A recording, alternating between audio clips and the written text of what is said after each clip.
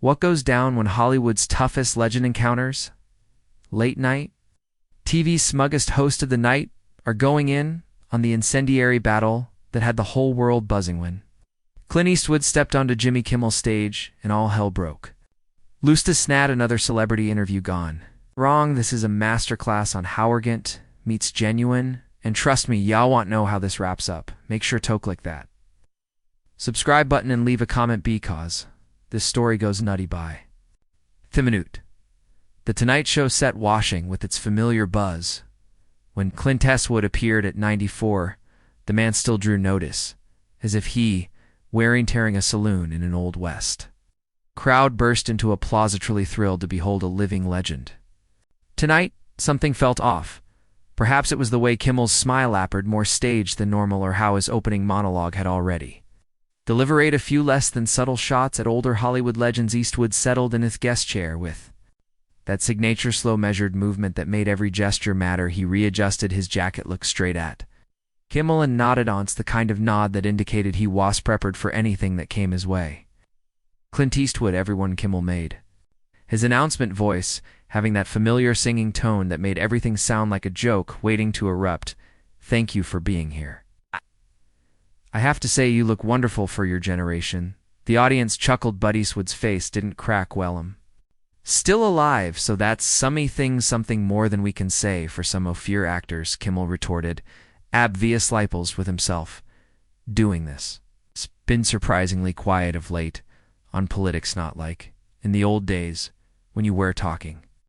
2 empty chairs. The mention of Eastwood's Republican National Convention speech fell flat on the air, like a lead balloon. The audience squirmadunkum fortly. Eastwood shifted back slightly, narrowing his eyes just enough to indicate that the pleasantries were over. I thought I'd vacate the empty seat to addressing the professionals. Eastwood responded in a voice that bore that familiar gravel. Although I notice you have mastereth art of conversing with oneself. A couple of audience members nervously laughed. Kimmel's smile grew tighter, but he continued. Hey, that's what they pay me for, but genuinely, don't you think it's time for your generation to make way and let the younger voices take over? I mean, Hollywood's evolving, and perhaps some off these old-fashioned attitudes must evolve with it. Eastwood sat there frozen for a second, the kind of frozen where we're reminded that this wasn't simply an old man being courteous, was a predator weighing his next move. You know, Jimmy, Eastwood stated, his voice lowering too. That whisper soft tone, that mysteriously called more attention than yelling. I've been creating movies because prior to your birth, I've collaborated with the likes of Sergio Leonetto Meyer Street. I've made movies that have won Oscars and produced films that people continue to quote 40 years later. So when you speak off, stepping down, I have to ask, what precisely have you done that entitled studio to make such a suggestion? The studio audience remained silent. No, this wasn't the laughable since they'd anticipated. Kimmel's face colored momentarily, but he attempted to keep his cool. Well, I've got a pretty successful show here, Kimmel answered, his tone revealing only a trace of defensiveness. VE won awards, we've got millions watching, congratulations. Eastwood shot back, the word oozing with disdain. Achieved the skill of reading other people's jokes and interviewing more talented individuals than you're. That impressive. The tension in the room was thick now. Kimmel's producers off camera were likely having heart attacks, but Theost advanced, his ego obviously hurt. You know what, Clint? Perhaps this is precisely what I'm speaking of, this entire Rough Rider better than everyone else image. Don't you think it's a bit in the past? I mean, we're living in other times. Now, individuals desire authenticity, not some cowboy routine from the 1970s. Eastwood's jaw clenched. Almost imperceptibly he spoke. His voice was even lower than before, which somehow made it more menacing. Cowboy routine. He recited slow. Listen, I've been shot at by real bullets, Nit. The ones that exit critics' keyboards. I've worked 16-hour days in 100 heat-producing movies that mattered. I've put thousands off people to work, started careers, and shared stories that actually meant something. You sit behind a desk making fun of people. Whoa, do real work. So talk again about authenticity. Kimmel was obviously flustered now, his usual quick wit appearing to leave him. The audience was watching like rubbernecks at a car accident, unable to tear one's eyes away, but uneasy with what one was witnessing. Look, I'm simply saying that perhaps itis times some of these old-school Hollywoodians acknowledged that things have changed, the industry's changed, and perhaps some of the attitudes have to change to we can't keep glorifying the same old masculine toxic culture that masculine autocracy Eastwood broke. In his voice sessed a low, but with the edge that cudsless glasses, that what you term it when a man works for a living when headaches charge of his own action shun. He doesn't have to pull other people down to feel important. Tone not to those I are the silence dragged. On for what seemed like an eternity, Kimmel appeared to be working out how to return to safer ground. But Eastwood was undone. You want a discuss evolution, Jimmy? Let's discuss how entertainment has evolved used to be entertainers needed to have real. Talanthe had to be able to sing, or dance, or act, or tell a story worth telling. Now you can build a career out of reading tweets and making faces at a camera thoughts, not evolution. That's devolution. Kimmel's face was growing progressive litter with. Each second the mono based his career on having Theward was standing there speechless against a man who did not play by the rules of courteous television. Talk bet rather than caving, Kimmel did one thing that would haunt him throughout the remainder of this interview. You know what, Clint? I believe you're just resentful that Hollywood left you behind like that. I mean, when was the last time that you made a movie that somebody under the age of 30 even bothered to watch? Maybe rather than lecturing me regarding talent, you should concern yourself with remaining pertinent to an industry that's a vice-lab stewed by the words lingered in the air like the smoke from a shootout. Even the cameramen appeared to be holding their breath. Eastwood didn't flinch. He just gazed at Kimmel with those pale blue eyes that had quelled countless actors and directors down the years. When he spoke at last, his voice was hollow, that the audience strained to hear him. Pass me by, Eastwood said, again leaning forward a little. Jimmy, my last movie grossed more than $200 million globally. It was shortlisted for 6 Oscars. Boo, see what's really fascinating, your series. This series here receives around 2 million viewers on a decent evening. Mythilms, the ones you say no? One watches Ari still in cinemas and streaming platforms all over the globe. People are still finding them, still discussing them. Inform me how many of your last week's jokes you think individuals recall. Kimmel attempted to interrupt, but Eastwood raised one finger, the movement so authoritative that it actually froze the host in mid-sententium. Not done. Eastwood went on. Yeah, went to discuss relevance. I've been making films for more than 50 years. I've weathered every trend, every shift in the industry, every change in public taste. Yaocho. Why? Because I never followed what was popular. I made what counted. You on theater hand, you're a product of focus executives and groups you sahat. They instruct you to say you believe what they instruct you to believe. So when you speak about genuineness, it's more like a puppet teaching a craftsman a lesson on the merit of his work. The audience was utterly silent, now listening to this verbal dismembering with mixed fascination and horror. Kimmel's customary confidence was disintegrating. Booth, his ego would not permit him to yield. Look, that's a good speech, but let's be realistic, chair. You're from another time, and that time had its issues. The treatment of women, the lack of diversity, boys club, all the way. Perhaps some things had to be left behind. Eastwood's face hardened. Edsis wasn't professional pride anymore. This was personal boys club. Eastwood's voice dropped to that menacing whisper again. Jimmy, I've worked with and for some of the strongest women in this business. Eva directed women to Oscar nominations, have made movies with women as the stars. The studios wouldn't touch them. Evie employed women in every department of my productions, from cinematographers to editors to producers. What in the world have you done for women in entertainment? Then make fun of their appearances and treat them like a decoration on your show. Kimmel's mouth opened and closed like a fish gasping for air. He obviously hadn't been expecting Eastwood to have an answer for Latrice, let alone turn it back on him so efficiently. And diversity. Eastwood kept going with his voice building momentum. I was making films with multi-ethnic casts. When you worried most about whether you'd make it onto the dodgeball team, I've narrated stories about all types of people from all walks of life. You sit at that desk mocking people who are different from you, sound different from you, think different from you. You call that progress. The silence in the studio is awkward. Even the production assistant Shad ceased moving. Kimmel offered to be searching for a way out, but Eastwood wasn't providing him with one. You know what your true issue is, Jimmy? You've never produced anything that wasn't given to you by a group of writers and producers. You've never risked anything real, never placed yourself out there for something that you felt strongly about. You're a middleman in a business, created by individuals who actually had something. Speak up when you sit there and scold me about being behind the times. It is as if listening to a karaoke singer decry Frank Sinatra's method. Kimmel finally spoke up, but it sounded higher and more strained than normal. Hey, that is not fair. I work hard. At this job, I do long hours. I care about the show. Hard work. Eastwood nearly smiled, but it was not a nice looks, and hard work is waking up at 4 in the morning to get the ideal light for a shet. Hard work is doing take after Takato, get it right even when your buddy is yelling at you to stop. Hard work is bearing the hopes and dreams of hundreds of crew members who rely on you to make something worth their time. You read cue cards and respond to applausigans. That's not hard work, that's advanced babysitting. The audience was beginning to murmur. Now some people shift uncomfortably in their chairs. Had long since deviated from the normal celebrity chat show format. Kimmel's producers would have been shouting in Heiser piece, but the host appeared to be frozen, helpless to take back control of his own program. You want to know what's most outdated, Jimmy? It's this belief that criticizing people makes you appear larger. It's this concept that cynicism equals intelligence. It's the idea that because you are able to identify what's wrong with something, you instinctively know how to improve it.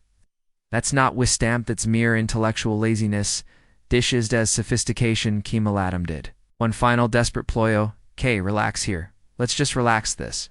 Is entertainment you knowing people watch this too? Entertain it? To sit and listen to some irate old men complain about the good old days? Theward's irate old man appeared to slap Eastwood, the face his jaw tightened in for an instant. Rooms temperature had apparently feline. 10 irate old man. Eastwood repeated himself, his voice now holding an edge that would have made his grimy hairy persona proud. Jimmy, I'm not mad is what you'll feel when someone drives into your lane without letting you in. This is something goals. This is disappointment in us. It's someone with your platform, your chance to actually make a difference in the culture. Disaddis instead to be a professional smart. Unless you could use Sethi's program to honor genuine achievemento spotlight individuals doing significant work to actually contribute something good to the world. Instead, you employ it, belittle and ridicule and dismantle us. It's not entertainment, Jimmy. That's simply sad. The word sad lingered in the air like a sentence. Kimmel's face had reddened, then paled, and you could see the very instance when his desperation shifted into something nastier. His voice, when it came over petulant and childish like a kid who'd been caught doing something bad and chose to double down rather than apologize. You know what the tragedy is? Clint, it's seeing someone who was once relevant trying to tell people how things need to be done. Perhaps if you less time dwelling on the past and more time learning how the world real operates. Now you'd know that your entire Tiefguy shtick is just poison masculinity dressed in a cowboy hat. The studio went dead quiet. Even the air conditioning appeared to cease. Humming. Eastwood remained stationary and still for what felt like a lifetime, his eyes never leaving Kimmel's face. When at last he stood up, it was done with the slow measured moment of a man who had come to a decision. Stand up, Jimmy. The words were pronounced so softly they were well nigh a whisper, but they held more weight than if he'd yelled them. Kimmel blinked in confusion. What? I said, stand up if you're going to speak to Melik, that you're going to do it on your feet like a man. The audience was rigidly still now. This wasn't television anymore. This was something else altogether. Kimmel looked about frantically as if the cameras, or the audience, or his producers could in some way rescue him from this moment. Clint, I think perhaps we should just stand up. The words came out more forcefully this time, with the sort of finality that left no room for negotiation. Kimmel hesitantly rose to his feet, and suddenly the physical contrast between the two men was glaring. Despite being in his 90s, Eastwood still exuded the presence of a man who had never backed off from anything. Kimmel, for all his TV bravado, appeared what he was, a comedian who had never once found himself in a genuine confrontation in his life. You want to speak? Too toxic masculinity, Eastwood exclaimed, moving closer to Kimmel's desk. Let me tell you what's toxic. Jimmy, what's toxic is a man who earns his living tearing people apart who are better than himself. What's toxic is someone who's his jokes and sarcasm. As a Shieldbeckhouse, he doesn't have the guts toasted for something real. What's toxic ice? A person who believes cynicism is the same thing as being intelligent and cruelty is the something as being funny. Kimmel attempted to interrupt, but Eastwood raised his hand once more, and the motion was so authoritative it froze the host in mid-sentence. I'm not finished. You sit in front of that desk every night and deride individuals who actually get things done. Athletes, actors, politicians' bestness, people, anyone who has theodomerity to attempt to do something in this world. You mock their failures, you magnify their achievements, and you dole this with this self-satisfied little smile that indicates you believe you are better than they are. But know this. You've never done, Jimmy. You've never really risked anything. You've never put yourself out. You've never failed at something that meant something the studio was so quiet you could hear. People breath and Camels normally quick humor had totalitariated. Him he resembled a deer in the headlights, frantically trying to find an escape route that didn't exist. You want to understand what true masculinity? Eastwood continued, his voice getting stronger. Riots. Taking responsibility for your actions, it's treating other people with respect even when you don't agree with them. Constructing them.